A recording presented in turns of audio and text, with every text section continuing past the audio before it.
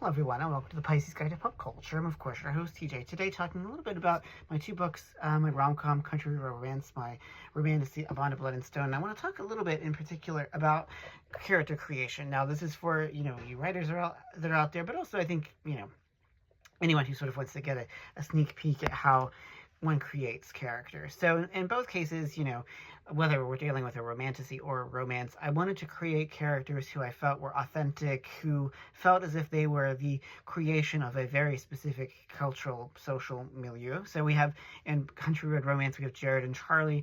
Jared, the writer who stays behind in West Virginia. Charlie, of course, the movie star who goes away to Hollywood.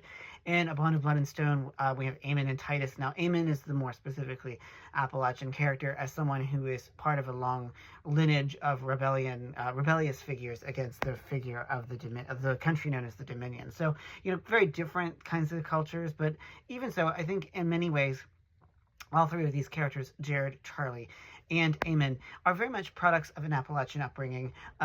Sort of the rebelliousness of labor organizing that is so much a part of Appalachian and particularly West Virginian life with Eamon. But with Jared and Charlie, when I was building these characters, I wanted them to represent sort of different kinds of Appalachian and particular West Virginia identity. Jared being, of course, the one who is frustrated by his upbringing and, sort of doesn't always love the state as much as he wants to, and doesn't love himself as much as he wants to.